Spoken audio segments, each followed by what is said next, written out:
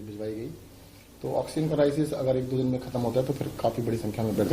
आपसे सवाल ये है कि दिल्ली के जो नर्सिंग होम है, छोटे नर्सिंग होम जिनमें सप्लाई इधर यहीं से होती है, तो वो लोग शिकायत कर रहे हैं कि स्थानीय प्रशासन जो है उनको नहीं, दिल्ली के अंदर ऑक्सीजन की प्रोडक्शन बिल्कुल नहीं होती है, जीरो प्रोडक्शन है।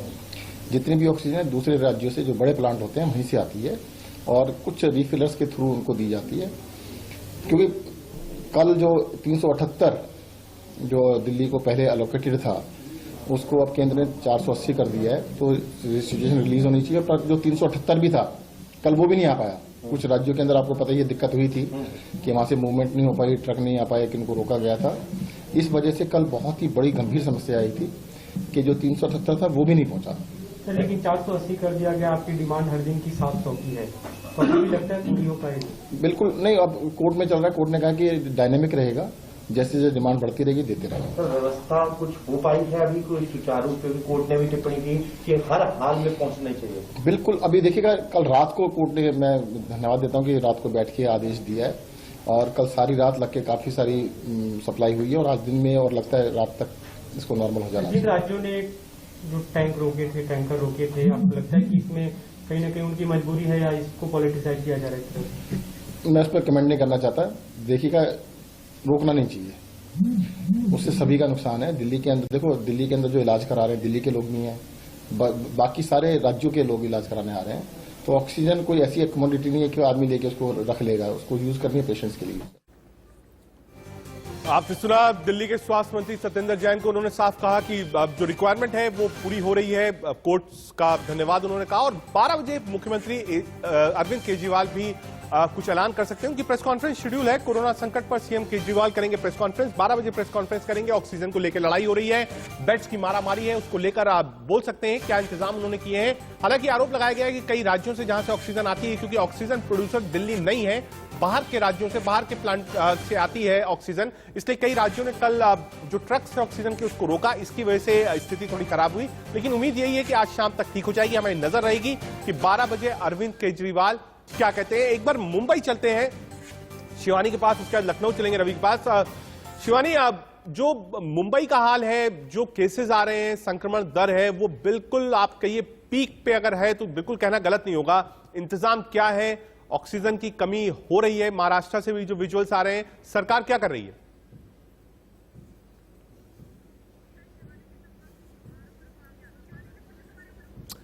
शिवानी, मुंबई के केसेस, महाराष्ट्र के केसेस सबसे ज्यादा है देश में इस वक्त, संक्रमण दर सबसे ज्यादा है। ऑक्सीजन की अवेलेबिलिटी क्या है महाराष्ट्र में? और जो एक टफ लॉकडाउन की बात महाराष्ट्र में चल रही है, क्या वो इंपोज हुई है और लोगों ने उसको एक्सेप्ट किया है? जी बिल्कुल, पहले तो अगर लॉकडाउन की बात की जाए तो आज रात 8 बजे से लॉकडाउन सुचारू रूप से पूरी तरह से लग जाएगा, जहां कॉमन पब्लिक के लिए पब्लिक ट्रांसपोर्ट ना सिर्फ बंद होंगे बल्कि जो रिजर्व रूप से मार्केट चलते थे वो भी बंद रहेंगे। दुकानें भी सुबह 7 से दोपहर के 11 बजे तक ही सिर्फ चलेंगी।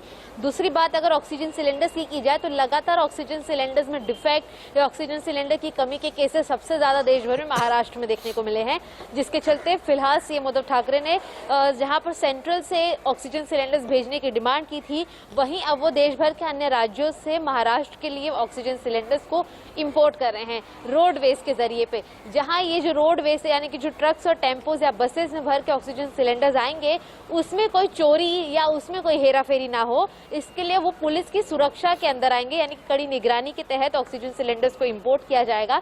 हालांकि जिस तरह से ऑक्सीजन की कमी और किल्लत हमें देखने को मिल रही है मुंबई महाराष्ट्र में, इससे देखकर ये लगता है कि सरकार जितने डिमांड कर रही है और जिस तरह से ऑक्सीजन सिलेंडर्स को इंपोर्ट किया जाएगा, अभी भी 1 हफ्ते का वक्त लग सकता है सुचारू रूप से लोगों को ऑक्सीजन सिलेंडर्स प्रोवाइड होने के लिए।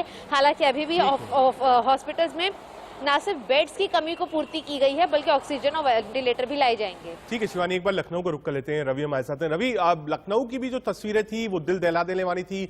शमशान घाट की इतनी तस्वीरें हमने देखी, ऑक्सीजन की कमी है, बेड्स की कमी है, अब हाल क्या है लखनऊ का?